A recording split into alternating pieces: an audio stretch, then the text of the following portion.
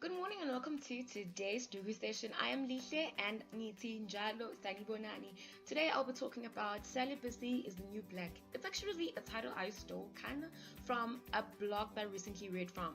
And it touched my heart because it was talking about something that I'm passionate about.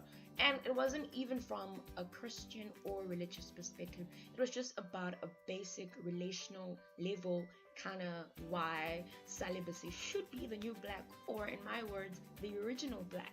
So I will start off because this is not just any other type of thing. It's for the gospel movement. I will start off with scripture because that is what we're all about. I'll read from 1 Corinthians 6 verse 13, and then also 1 Corinthians 6 verse 18. So it's the same chapter but two verses. So let's get the reading on. Okay, 1 Corinthians 13, 6. It's 1 Corinthians 6:13. Wow, why do you have to keep making that? I'm reading from the Amplified. Food is intended for the stomach and stomach for food, but God will definitely end the functions of both and bring them to nothing. The body is not intended for sexual immorality, but is intended for the Lord, and the Lord is intended for the body to save, sanctify, and raise it again. So, same chapter, verse 18. Shun immorality and all sexual looseness. Flee from impurity in thought, word, and deed. And any other sin which man commits is one outside the body.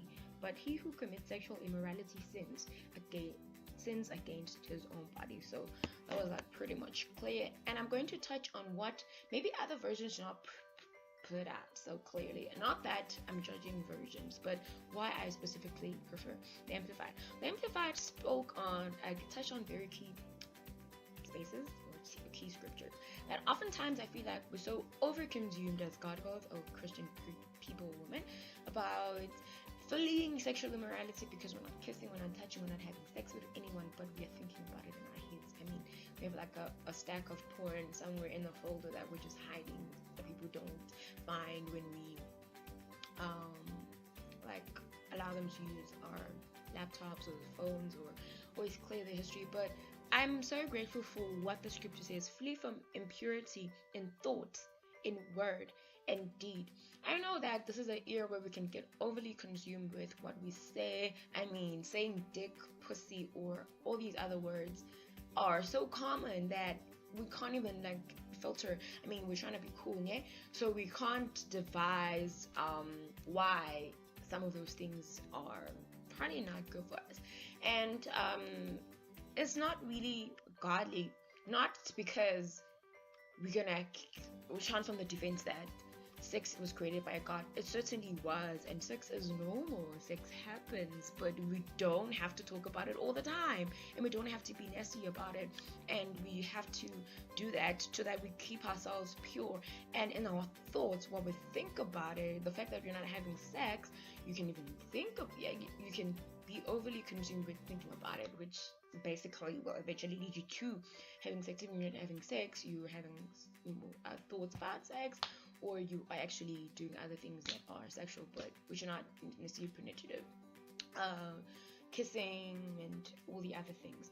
So also that indeed the thoughts lead to the deed. So we should be sexually pure in every area of our lives. It's not something that we can all of a sudden say you are pure sexually. It's something that we need to work on, that we need to work towards. And we need to understand why it is important for us, because I think you can always go with the wave, because there's so many YouTube channels that are talking about sex or non-sex or whatever, and you can be overly consumed and confused when you're searching for all these people, because the truth is it's about your relationship with God. It's about what you have with God, and it's about you trying to find a space of things that work for you, because you can follow Dukue Sessions, but Dukue Sessions is not God, you know? So there's so many opinions out there on whether kissing or not kissing is good or bad, or having sex before marriage is good or bad. But we need to understand that our guideline is okay, not the phone, but it's the word of God. So yes, that is the whole thing.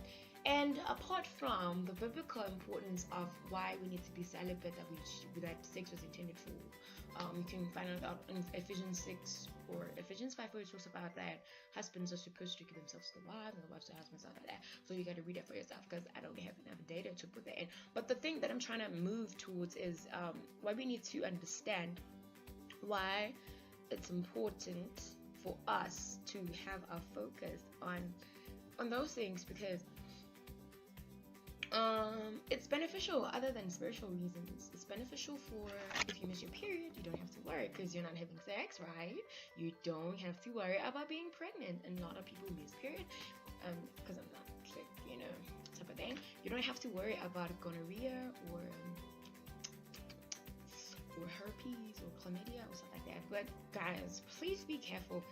People are now having oral sex, so you can get some of these STIs transmitted through the mouth. So I'm not saying nothing, but I'm just saying,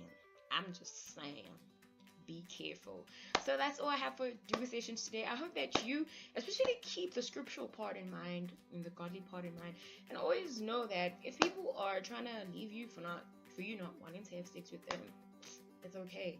I've had that a bunch of times, or a million times, or getting judged or getting self-filled, and sometimes you really grieving. Did God really say we shouldn't have sex, or I should just try it? Maybe, but then the truth is, at the end of the day, He does not give us tests that are over the power that He's given us to overcome. So because He has set that the standard, so I think we that's why we're successfully and we're gonna be able to overcome. And remember, it's about the thoughts and the deeds and everything else. I hope that you enjoyed today's session, and you can leave a comment.